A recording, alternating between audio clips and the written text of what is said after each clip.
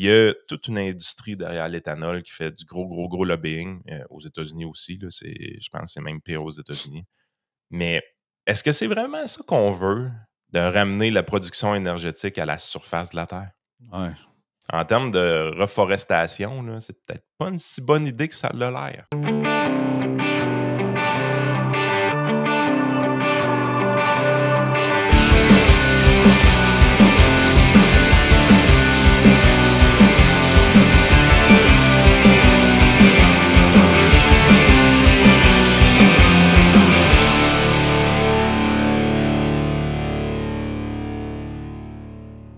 Hey, bienvenue dans ton Yann et Frank. Aujourd'hui, mass shooting, OK?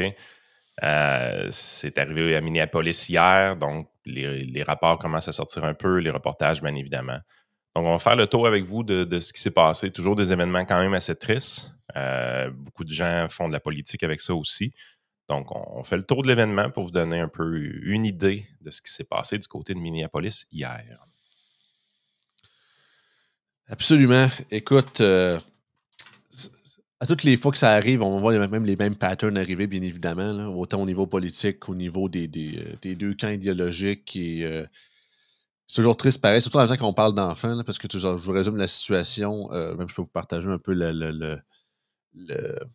la page de l'article de ABC, puis peut-être passer un extrait du reportage à ce niveau-là. Donc, c'est ça, une fusillade dans le coin de Minneapolis. Qu'il y aurait un enfant de 8 ans et un enfant de 10 ans qui serait décédé, 17 autres qui seraient blessés, mais on ne craindrait pas pour leur vie. Le tireur serait en tout cas, un homme. Autrement dit, il ne savait pas tirer, ça c'est une bonne nouvelle. Là. Ouais, absolument, parce qu'il y en a que c'est beaucoup pire que ça. Là. On s'en rappelle, il y avait eu des. Je pense que c'était en Californie, en tout cas, il y avait eu quasiment 26 morts. Là. C'était pas. En même temps, on souhaite la mort de personne, bien évidemment. Là. C'est déjà trop, là. Mais c'est ça. Donc, le tireur s'est suicidé après l'acte. Self-inflicted gunshot, comme ils disent, là, mais c'est ça, par la suite. Un homme de 23 ans qui, en tout cas, né sous le nom de Robert Westman, mais qui était renommé Robin Westman. Donc, ça, vous voyez un peu où ça va en venir. C'est un gars qui était devenu une fille, autrement dit. Ouais, c'est ça. Un homme trans, comme il dit. Fait que, Puis l'école attaquée, c'est une école catholique. Ouais. Annunciation Church, si je ne me trompe pas. Donc, je peux vous donner un peu le contexte. Je vais vous passer un petit début du reportage d'ABC là-dessus. Je vais vous traduire pour la suite, bien évidemment. Event, a line of ambulances right down the street. The shooter reportedly armed with a rifle, a shotgun, and a pistol, and officials say the suspect used them all. Frightened parents rushing to the school, looking for their children, emotional scenes playing out after many of the parents were reunited, holding them tight as they walked away, the shock and the fear in the faces of the children. Tonight, the nation mourning the violent attack, President Trump ordering flags to fly at half-staff. This evening, you will hear from a 10-year-old boy in one of those pews describing how his friend jumped on top of him and saved him, but that friend was then shot and rushed to the hospital. ABC's Alex Perez leading us off. He's at the scene in Minneapolis. Tonight, a community in anguish, families consoling one another after a mass shooter killed 2 children and shot many more as they prayed in church. 27 possible shooting of an active shooter at Annunciation Church, 509 West 54th Street. It was just before 8:30 this morning, 15 minutes into Catholic Mass, before the start of the second day of school for the young students of the Annunciation School in Minneapolis. During the Mass, a gunman approached on the outside, on the side of the building, and began firing a rifle through the church windows towards the children sitting in the pews at the Mass. Dozens of rounds fired from outside. Dans le fond, grosso modo, il y a eu l'appel à la police qu'on a entendu assez rapidement. Le shoot, dans le fond, il y a une école catholique, c'est une école primaire, et juste à côté, il y a une église. C'est ça. Catholique, évidemment, qui fait partie du même terrain que l'école. Les enfants étaient à l'intérieur de l'église, en train de célébrer la messe, autrement dit, et le shooter aurait passé en avant du building, ou en tout cas, je ne sais pas quel côté du building, et aurait tiré au travers des fenêtres. L'histoire qu'on nous parle un peu d'un enfant, c'est qu'il y a un enfant qui dit qu'il a été sauvé parce que un de ses amis lui a sauté dessus pour le ramener au sol. Pour le protéger, oui. Et pour le protéger, cet ami-là a reçu une balle et a été transporté à l'hôpital éventuellement. Ah non, c'est fou. Là. Il y a des histoires un peu freak. Là, vous voyez évidemment la communauté comme consternée. Là, c'est assez évident. Mais grosso modo, c'est ce qu'on vous a dit dans le reportage à date. Là. Ouais. Inside the church, shattering the stained glass windows, students ranging in age from pre-K to 8th grade inside. Police say the suspect used a 2x4 to try and barricade the doors to the church from the outside. Pat Scallon lives nearby and rushed to the scene, comforting some of the injured students before authorities arrived. And the one girl, it was really something. She said, "Just hold my hand, please." And I did. There was a girl that had a very obvious head injury. And then there was another girl that told me she was shot in the throat. I knew going up there I wasn't going to see something pretty. Non, c'est ça, comme vous pouvez voir, c'était pas mal ça. Parce que par la suite, c'est ça, Le gars, il est allé, dans le fond, lui, il dit, il était à l'extérieur, il y a quelqu'un qui est venu le chercher, il a décidé d'entrer dans le building. La fille lui dit, il y a quelqu'un qui a reçu une balle dans la gorge, tout ça. Fait qu'il dit, en sachant, je savais que j'allais rentrer là, puis ça allait être un peu un désastre quand j'allais arriver. Sérieusement, c'est fréquent ces images-là. Puis comme Québécois, Canadiens, la tendance qu'on a à dire, c'est « Ah, les Américains sont fous ». Première des choses, là, quand ces événements-là arrivent, rappelez-vous qu'ils sont 10 fois plus nombreux qu'au Canada. Fait que normalement, c'est un événement de mass shooting, c'est un événement qui est extrêmement rare, mais quand tu as une population qui est 10 fois plus grande, mais ça va arriver 10 fois plus souvent de ton côté à la base. Peu importe les sociétés dans lesquelles tu évolues, c'est normal, entre guillemets, là, qu'il y en ait 10 fois plus l'autre bord qu'au Canada. Ça, c'est le bout qu'on semble oublier des fois comme Québécois, parce que tu dis crime, ça arrive tout le temps aux États-Unis, c'est des estimes malades. Ouais, ils sont 330 millions. C'est le bout, je pense, qu'on a toujours de la misère avec les nouvelles, là, de comprendre un peu les proportions et ce genre d'événements-là. Ouais. Ça, c'est des événements qui font nouvelle nationale, on s'entend. Là, c'est pas quelque chose qui reste régional, puis même, on le voit, on en parle aujourd'hui dans le podcast, c'est quelque chose qui fait même nouvelle internationale. Fait que il y a plus de chances que ça arrive là qu'ailleurs à la base. Est-ce qu'il y en a plus en proportion? Je pense que oui, mais ça reste que faut quand même rester raisonnable là-dedans. Faut pas que tu deviennes comme les Américains bleu gun. Ce genre d'événement-là, il faut que tu essaies de faire le moins de politique possible. Puis évidemment, ce qu'on se rend compte, c'est que le lendemain de l'événement, tout le monde fait de la politique avec, évidemment. Oui, puis le problème, c'est ça, c'est que ça n'a pas été long que les réseaux sociaux ont commencé à fouiller avant même que l'identité du tireur ait été confirmée. Comme je le rappelle, c'est ça, le gars, c'est un homme trans, donc c'est ça. Oui, parce qu'on cherche tout de suite, est-ce qu'il aimait Trump, est-ce qu'il aimait les guns, est-ce que... C'est ça. On passe la liste de... Dans le fond, tu arrives avec ta liste d'ennemis, autrement dit, puis ça se fait des deux bords, là. Tu arrives avec ta liste d'ennemis, puis là, il va cocher quelle case, quel ennemi je vais pouvoir attaquer avec ce mass shooting-là. C'est un réflexe d'organisation politique, généralement. Non, absolument. Puis le gars, clairement, il s'était vraiment radicalisé. Pour un gars de 23 ans, là, il s'était vraiment radicalisé sur du long terme, là, parce qu'il y en avait du contenu. Il y avait une chaîne YouTube où il a fait beaucoup de vidéos. Parce que le gars, il était...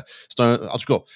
De ce que j'ai pu voir, ça semblait être justement un homme trans, vraiment très à gauche, vraiment ultra, très, très, même je dirais même communiste, parce qu'il a écrit quasiment son manifeste en écriture cyrillique, l'écriture russe. Là, fait que le gars, pour qu'il ait appris ça aux États-Unis à Minneapolis, il fallait que tu sois crinqué pas mal. Puis quand je vais vous montrer des images un peu, le gars était vraiment un genre de pro-gun note à côté, puis il écrivait jusqu'à des trucs sur ses chargeurs de munitions, puis tout, là, des affaires de... Je sais pas si vous pouvez voir un peu ici, là, les photos. Là. Fait que, mettons, regarde son viseur « Kill Trump now, for the children, 6 million wasn't enough ». Une affaire vraiment très antisémite. Ça, des affaires sur les chargeurs « Where is your God now? Suck on this ». Le gars, c'était vraiment... OK, il saute une note seule. Oh, ouais, pas pire. Là. Puis ça fait c'est ça. Ça date d'un peu un bout aussi, là, ce qu'on peut voir. Là, puis il y avait comme... Mais ça, ces images-là, c'était disponible avant qu'il commette son action, autrement dit, parce que c'est des photos qu'on a retrouvées sur ses réseaux sociaux avant l'action. Ouais, puis c'est ça, ça vient d'une vidéo d'une dizaine de minutes que je vous montrerai pas aussi, qui fait comme le tour puis qui présente comme tout son attirail. Puis le gars, il était équipé en tabarouette, là, en plus de ces guns-là, il y avait des gilets par balles, puis la grosse affaire, puis les casques, puis tout, là, non, c'était prémédité son affaire, là, vraiment. Là. T'as-tu le feeling, genre, qu'il y a quelqu'un quelque part qui avait un dossier sur ce gars-là? Tu sais, je veux dire, à un moment donné, quand t'as ce genre de matériel-là sur tes réseaux sociaux, tu sais, on dit tout le temps qu'on est watché par Big Brother, puis les chaînes YouTube, puis tous ces trucs-là nous regardent, puis aux États-Unis, t'as encore plus de conspiration de ce côté-là avec toutes les agences de renseignements, évidemment, qui existent, les agences à 3 lettres. Ce gars-là devait être sur une liste à quelque part. Il était surveillé par quelqu'un. Ça se peut pas, là. Ah non, c'est fort possiblement, malgré que la police avait dit qu'il n'y avait aucun no criminal record. Fait que c'est ça. Fait que le gars, c'était vraiment sa première, en tout cas, sa première et dernière offense parce qu'il est mort. Là.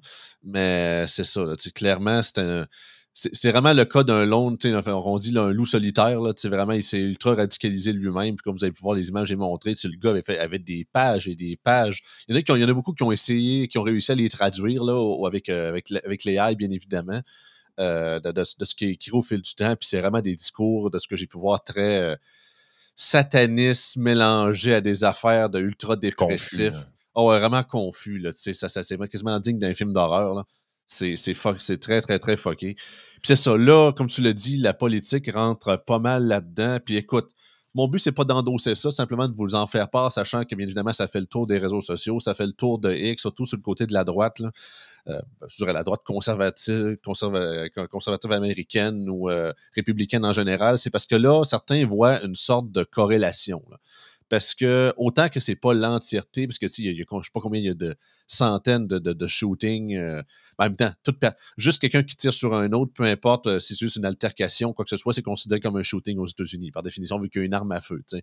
Mais quand on parle de mass shooting, justement, ou de school shooting, il y en a quand même moins, mais c'est sûr qu'il y en a quand même une certaine proportion, puis il y en a beaucoup qui restent dans l'esprit médiatique et collectif. Et il y en a qui ont commencé à partager ce genre d'image-là, ou du moins ce genre de pattern-là. Je vais essayer de vous partager l'image si je l'ai ici. Je l'ai ici. Voilà. Il y a comme eu plusieurs tireurs dans les dernières années de différentes tueries aux États-Unis qui, en tout cas, semblerait faisaient partie de la communauté LGBT, principalement des personnes trans ou qui s'identifiaient comme trans ou non-binaires. Mon but, je ne vais pas dire que absolument c'est ça le problème. C'est simplement pour dire qu'il y en a qui pensent ça. T'sais. Comme il y a non, moi, je pense que pour vrai, là, quand tu arrives puis tu prends, tu sais, je veux dire, vous l'avez vu un peu, là, comment que ce qui est sorti du matériel du tireur de Minneapolis est absolument, mais absolument confus. Tu sais, ça va du communisme au anti-Trump, au un gars qui traite beaucoup trop sur les armes, puis il est trans en même temps. Moi, je pense que quand tu as ce niveau de confusion-là, généralement, tu vas aussi intégrer ce phénomène-là trans, autrement dit. Ah, il mélangeait tout. J'ai pas l'image, mais il y avait... Ce que je veux dire, c'est que, tu sais, il y en a qui vont arriver, ils vont dire, regardez les gens trans, qu'est-ce qu'ils vont faire? Ça, c'est l'erreur. Ah ouais, c'est ça, absolument. Une personne trans a un plus grand risque de commettre ce genre d'acte-là. Ça, c'est l'erreur à faire. Moi, ce que je pense plus, c'est quand tu arrives avec ce niveau de confusion-là, on parle même pas de psychopathe parce que on parle plus de quelqu'un d'extrêmement confus, extrêmement mélangé, radicalisé, évidemment. Ben, moi, je pense dans ce niveau de confusion-là, tu risques d'intégrer le fait que tu sais plus si t'es un gars ou une fille aussi dans tes confusions. Là, ouais. Je le vois plus comme ça pour vrai. Là. Fait que, de voir qu'il y a des mass shooters qui ont cette particularité-là d'être trans, ça me surprend pas tant que ça. C'est des gens extrêmement confus. Donc, il y a intégré le fait qu'ils ne savent même plus si c'est des gars ou des filles. Je pense que c'est logique. Mais l'erreur qu'il y en a qui vont faire, c'est de dire ben là, écoute, la communauté trans, surveille-les, ils sont dangereux. Là, ou que ce que j'ai vu beaucoup, c'est qu'il y en a qui disaient que le point de départ de cette confusion-là, comme tu l'appelles, certains diraient que viendrait de l'idéologie trans puis qui les amènerait vers ce genre de death spiral-là. Je dis pas que c'est ça. C'est de l'utilisation politique, ça. Je suis pas c'est ça.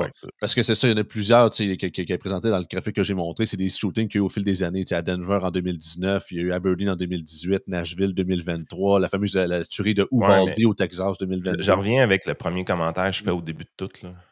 Moi, là, la raison pourquoi je suis mal à l'aise avec ces affaires-là, c'est qu'on est dans des cas d'exception. C'est des même pas one in a thousand, c'est one in a 10.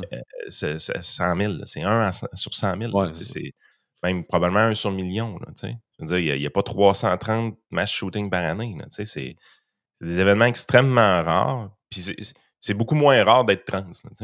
Là, déjà qu'on pense qu'une personne qui accomplit la transition complète, c'est quelque chose, c'est un phénomène qui est déjà rare à la base, mais c'est beaucoup plus rare d'être un mass shooter. Là, j'ai de la misère à comprendre comment qu'on peut passer, comment qu'on peut aller là pour vrai. Puis je le sais, il y a beaucoup de monde à droite qui vont là. Puis à un moment donné, c'est les chiffres. Là. C'est des événements extrêmement marginaux. Puis il faut pas faire de politique avec ça. Tu sais, je veux dire que la journée que le shooter est pro-Trump, ça nous insulte qu'on mette toute la droite dans ce paquet-là. Moi, quand on arrive avec Alexandre Bissonnette à l'époque, puis qu'on met ça sur le cours de Radio X, exactement à lui que je ça me pensais. fait chier. Puis je sais qu'il y a des gens qui ont dit hey, finalement, non, c'est un tripeux péquiste. Ouais, mais fais pas plus ça.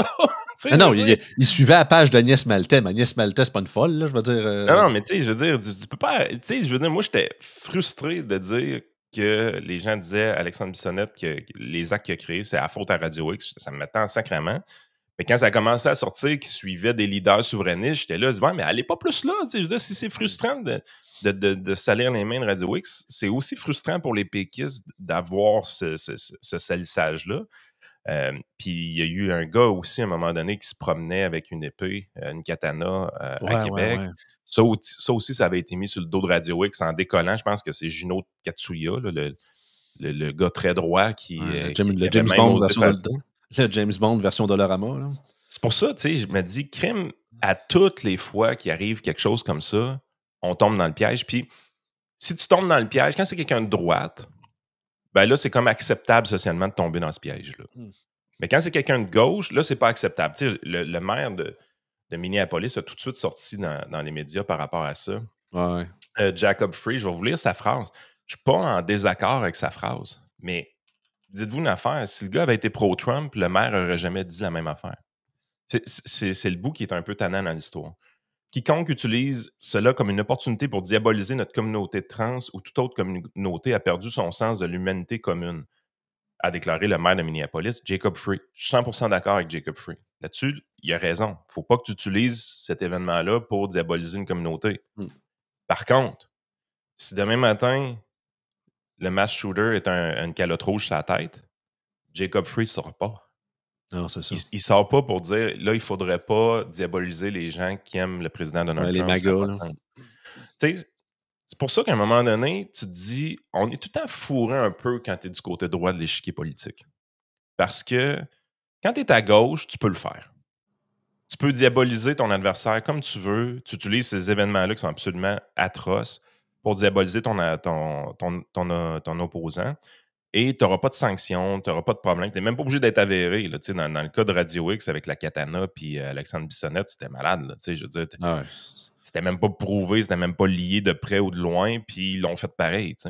C'est insultant, sacrément. Surtout que là, tu arrives, tu dis, quand c'est de l'autre côté, quand c'est des gens plus à droite qui pourraient faire la même chose, puis qui le font, là, by the way, là, ben là, tu sais, il y a du monde comme nous autres qui va sortir et vont dire, ouais, allez pas là. C'est pas correct d'aller là. T'es comme tout le temps, damn if you do, damn if you don't. C'est comme, tu te le fais faire, mais tu te restreins de le faire aux autres parce que tu as une morale de ton côté. T'sais. Fait que ça, puis je pense que j'ai encore foutu la marde dans le podcast. Il va y avoir encore 300 commentaires pour me dire que je suis cave. Là. Mais des bouts, je comprends pas que quand notre clan politique se fait faire du stock comme ça, je comprends pas qu'on le fasse aux autres après. Tu sais, moi, ces affaires-là, j'ai pas de misère à penser qu'un shooter comme ça, extrêmement confus, ait intégré l'idéologie trans dans ses patentes. Ça me surprend pas pantoute, là. Puis le gars, c'était spécial, comme j'ai dit, c'est ça. J'ai pas l'image, mais tu sais, dans son journal, il y avait un genre de sticker du drapeau LGBT arc-en-ciel avec un gun dessus marqué genre Protect Equality. Fait que le gars, il s'était vraiment mélangé de plein d'affaires. Là, c'était vraiment genre. C'est drôle parce que tu dis toutes des affaires genre pro-gun, tu vois ça tellement plus ça à droite généralement, mais lui, c'était comme ça, mais très ultra à gauche / communiste. Là, c'était vraiment un drôle de mélange, là, mais ça montre que c'était très. C'est bien connu que la communauté trans et LGBT était très vivante dans l'ex-Union soviétique. Ce bout-là, le queer for Palestine, là, vous comprenez un peu qu'est-ce qu'on veut dire. Ça, c'est quand on parle de confusion, c'est probablement un des plus gros confus qu'il n'y a pas. Là. Tous les régimes autoritaires ont été extrêmement difficiles et tough envers la communauté homosexuelle, puis évidemment trans qui n'existait pas nécessairement à l'époque. Là. Ou si elle existait, c'était caché puis pas à peu près. Là. Tu comprends pas comment qu'un communiste peut tomber là-dedans. Je le cache pas pour vrai. Là. Mais moi, pour vrai, en voyant tout ça, autant que je suis 100% d'accord avec toi, il ne faut pas surgénéraliser puis commencer à dire que c'est ça. Il y a quasiment un mass shooter enfoui dans chaque personne trans. Là, ça n'a aucun Christy de bon sens d'avoir ce discours-là. Par contre, par pure curiosité, mettons, je sais pas, psychiatrique ou universitaire ou whatever, qu'il y ait des études qui soient faites dans le futur pour dire d'où c'est que ça part, comme tu dis, cette corrélation-là, du moins de certains tireurs de dernières années entre justement des idéologies plus extrêmes, une radicalisation, puis le côté trans derrière ça. Parce qu'à date, des gens qui ont fait ça, puis que, mettons, je sais pas, sont juste gays ou lesbiennes, il n'y en a pas eu, tu sais, contrairement à ça, on dirait qu'il y a comme une... À moins qu'on n'entend pas parler, peut-être qu'il y a une genre de distorsion médiatique reliée à ça. Vous me corrigerez, je ne suis pas expert dans les données reliées à ça. Mais si c'est le cas, écoute, je serais juste par simple curiosité, parce que s'il y a vraiment un problème, écoute, on va le savoir. Puis s'il n'y en a pas, il n'y en a pas. C'est simple que ça. Là. Pour certains, encore là, on parle ici d'une fraction d'individus. Y a-tu anguille sous roche? Ben, il faudrait juste fouiller, simplement. La fusillade fait l'objet d'une enquête en tant qu'acte terrorisme intérieur et crime de haine contre les catholiques, selon le directeur du FBI, Kash Patel. Je comprends ce qu'il dit, mais puis je comprends pas c'est quoi les impacts et tout ça, mais tu sais, je veux dire, le gars est comme décédé, là. Tu sais, je pense pas qu'il faisait partie d'une organisation. En tout cas, il n'y a pas l'air d'avoir rien qui sort comme de quoi qu'il y a une organisation autre derrière ça, là.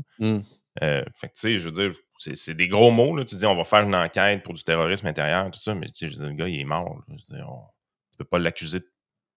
On accuse-tu des gens posthumes? Je connais pas assez le système de justice pour savoir ça. Là, mais... Qui starte ça pour être certain que c'était justement un loup solitaire puis qu'il n'y ait personne derrière ça. OK, fine. Là, même si le gars est décédé, c'est de confirmer vraiment qu'il n'y avait pas justement d'autres gens derrière de lui qui ont forcé à faire ça pour confirmer. Ouais, ça doit être ça qu'il veut dire. Dans le fond, ils veulent checker genre s'il y a d'autres affaires. J'espère qu'il y en a, là, parce que sérieusement, s'il y a une organisation derrière ça, c'est fucked up en sacrifice. Ben, c'est ça, parce qu'à travers de ces genres de discours / manifeste assez fucké, il y avait comme ce côté-là, là, très anti-catholique, qui moquait la religion, comme un genre communiste le ferait, là, la religion, l'opium du peuple, c'est ça, c'était très anti-Trump, anti-religieux, c'est ça, c'était un genre de melting pot de bien des affaires. Là. Hey, on s'en va sur quelque chose d'un peu moins lourd. L'Académie Saint-Louis, ça s'en vient tranquillement, le référendum. Je ne sais pas si vous vous rappelez un peu, là, l'Académie Saint-Louis joue des matchs de football sur leur terrain. Il y a des tours à condos proches et ils ont une interdiction d'utiliser l'annonceur maison, la musique évidemment et les effets sonores parce ils doivent jouer sans bruit éventuellement. Vous comprenez que c'est pas, on ne demande pas aux enfants de ne pas crier ou des affaires de même, mais c'est vraiment l'utilisation des speakers, autrement dit, qui leur est interdit. C'est une quinzaine de matchs par année locaux qui sont joués à l'Académie Saint-Louis. Ça s'étale sur 10 journées à peu près dans l'année. Donc, ça dure vraiment pas longtemps. C'est du football. Oui. Une équipe de football, ça joue une partie par semaine à l'automne, puis 2-3 parties au printemps. Puis, il y avait un syndicat de propriétaires qui était en train de négocier avec l'Académie Saint-Louis pour en venir à une entente. Finalement, le syndicat de propriétaires a quitté la table des négociations parce qu'il n'y avait pas l'aval de la population. Fait que finalement, ils vont aller de l'avant avec le référendum.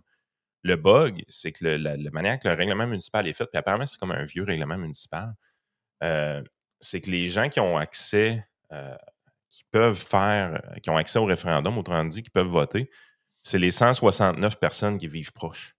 OK, c'est vraiment c'est littéralement le quartier et non pas le district, là. Oui, c'est ça, exactement. Tu sais, c'est pas un référendum dans le district au complet, c'est vraiment juste un référendum sur les gens qui sont proches de l'Académie Saint-Louis. Fait que c'est comme... OK, ouais. Tu sais, tout est biaisé contre l'Académie. Tu te fies sur la bonne volonté des gens à côté de dire « Ouais, c'est des enfants, on devrait comme slacker d'une coche puis les laisser jouer au football. » Puis souvent, oui, il y a des games de football le soir, mais il y a aussi des games de football pendant le jour. C'est pas toutes des games de soir. Là. Non, c'est ça. Fait encore là, c'est rien que sur 10 jours. Ça fait pas 3 mois. Là. Puis, fait que c'est ça. L'Académie Saint-Louis demande un peu d'aide des élus. Les élus jouent pas trop. Ils sont comme défensifs là-dedans. Ils disent que ça n'a pas d'allure. On devrait laisser l'Académie Saint-Louis jouer, mais tout ça. Mais comme ils sont comme fourrés à cause de ce règlement-là. Fait que le référendum a lieu le 7 septembre. C'est 140 personnes résidentes dans la zone restreinte des condos de la rive boisée qui ont le droit de vote. C'est aberrant comme loi. Je ne sais pas comment ils ont construit cette loi-là, sérieusement, ou ce règlement-là plutôt. Là. Mais c'est complètement stupide que les seules personnes qui puissent voter, c'est les gens à côté de l'Académie Saint-Louis. Tu sais, je veux dire, c'est comme... Ça n'a pas de sens. C'est capoté pareil, Yann. Tu sais, déjà que les référendums sont tellement rares de nos jours, là, tu sais, autant au palier municipal que provincial, puis les rares fois qu'il y en a un crime, c'est jamais... Il y a tout le temps de quoi après. Il n'est pas assez big dans le territoire pour que les gens puissent aller voter.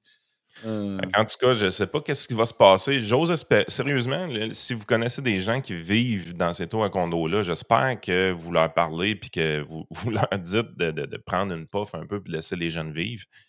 Mais j'ai l'impression qu'on va avoir un miroir de la société québécoise le 7 septembre qu'on n'aimera pas. Là. Quand que les résultats de ces référendums-là vont sortir, là, mon feeling, je sors ça un peu d'out of nowhere, vous allez dire, là, mais je ne serais pas surpris que ce soit 80% du côté des locataires du condo qui disent non, pas d'eau-parleur pour l'Académie Saint-Louis. Et on rappelle qu'il y avait un regroupement, je pense, d'élèves qui avaient simplement voulu aller cogner aux portes des condos des gens qui s'étaient plaints, pas pour les faire campagne. tout simplement pour aller lui parler, démarrer un dialogue, et on les a même refusé l'entrée, puis quasiment que la police, ils s'en allaient pas.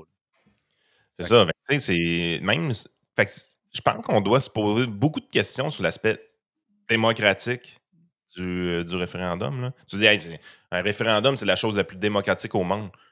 Ben non, là, pas dans ce cas-ci. Là.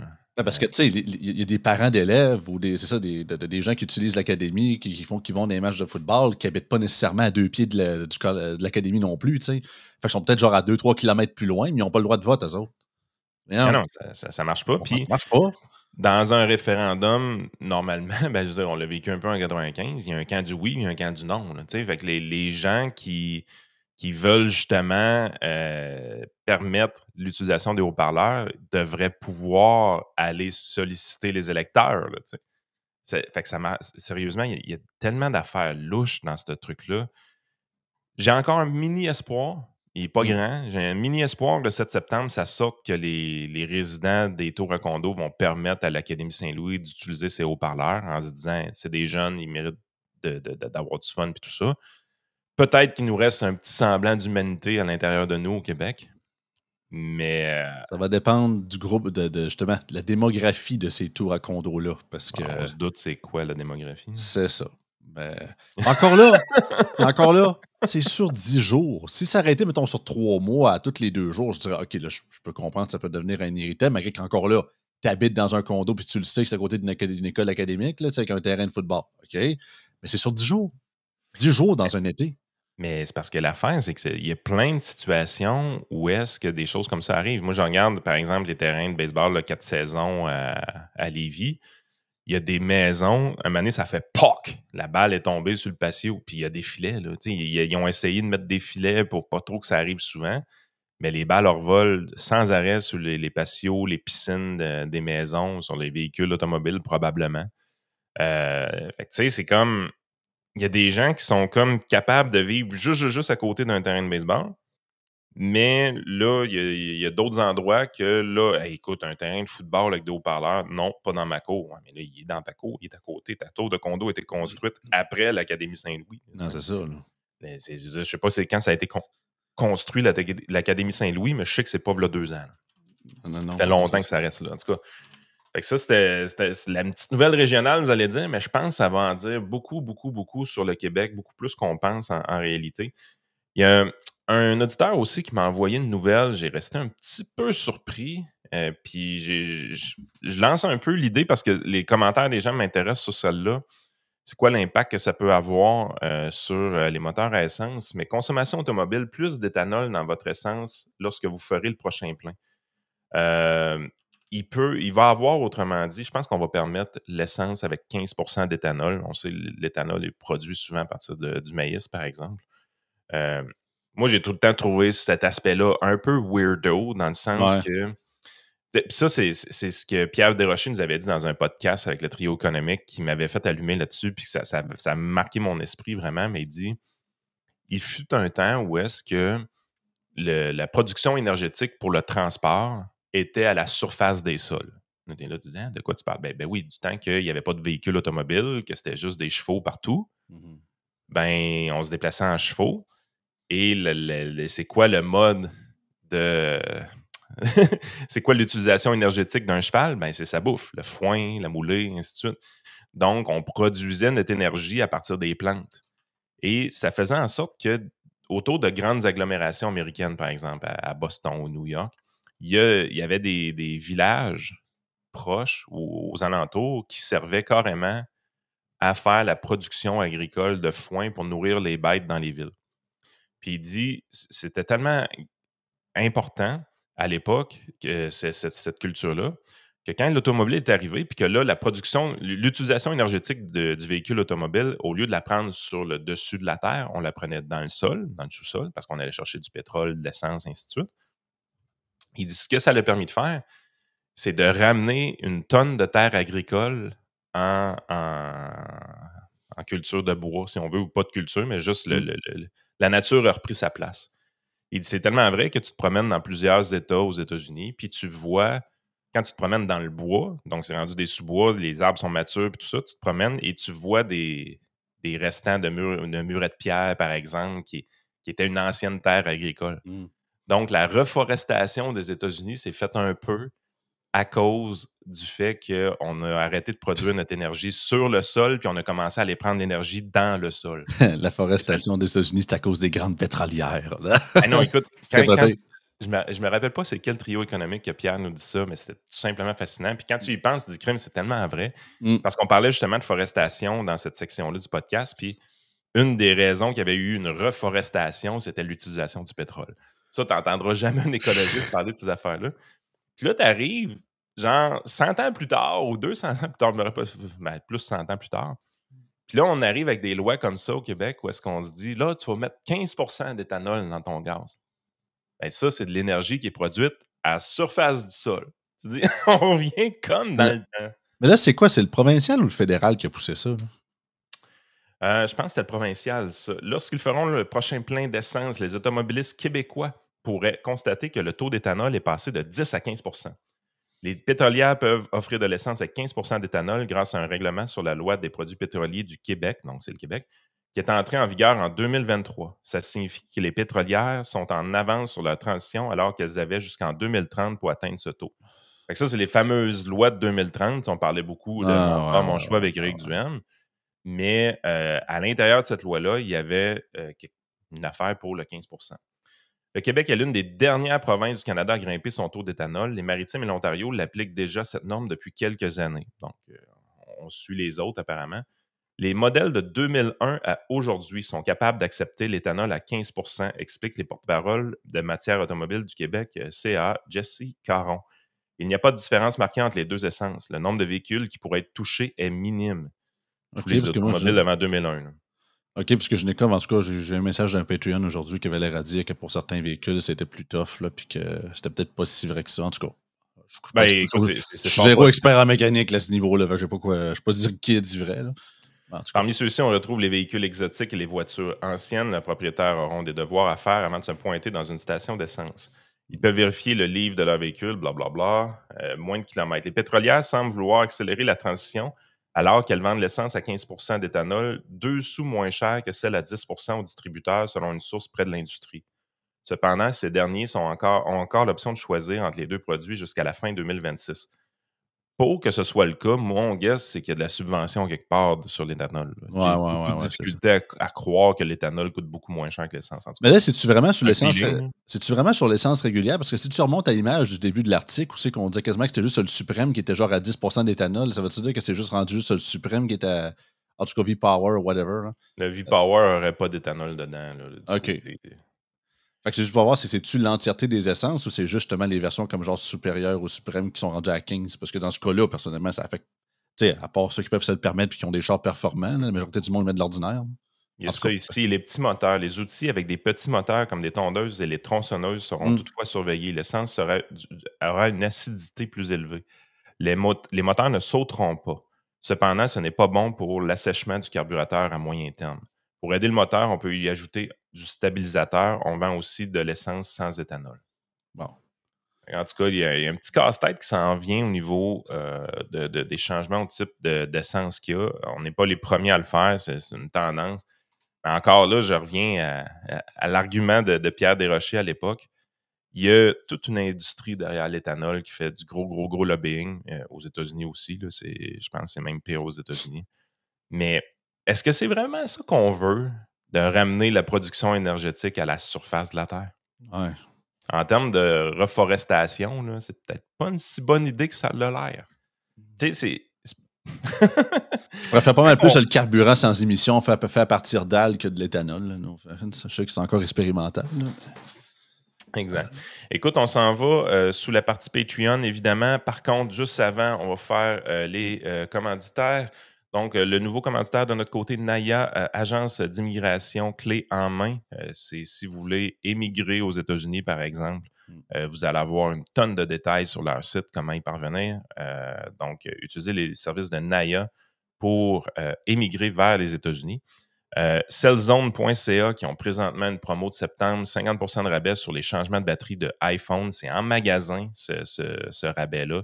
Donc, vous n'avez que vous pointer en magasin et demander le changement de batterie iPhone pour avoir ce rabais de 50%-là. TLF Dessin, dessin industriel pour tous les gens en construction qui ont besoin de ce service-là. TLF Dessin, un bon partenaire du podcast depuis un bon bout de temps. Ready for Canada, tous les besoins en termes de paperasse au niveau de l'immigration. Donc, les employés que vous voulez faire venir, les membres de la famille de vos employés, les membres de votre propre famille que vous voulez faire venir au pays. C'est rendu compliqué. Les règles n'arrêtent pas de changer. À toutes les fois que les politiciens parlent d'immigration, ils veulent changer une règle, puis souvent, ils changent ces règles-là. On voit même présentement le fédéral est un peu mêlé dans ses lacets, dans ses changements de règles. Ben, ça donne beaucoup de jobs à Steven de Ready for Canada parce que, justement, pour rester à jour avec ces règles-là, si vous voulez remplir les papiers par vous-même, c'est souvent un énorme casse-tête. Et rangebrand.ca, Yann 10 pour 10% de rabais chez Rangebrand. Nous, on continue du côté de Patreon. On va avoir quelques sujets, notamment Inergex. On a plus de détails sur l'entente de 500 millions qui est rentrée. Le Québec, c'est peut-être fait fourrer un petit peu, encore une fois, dans ce deal-là. Again.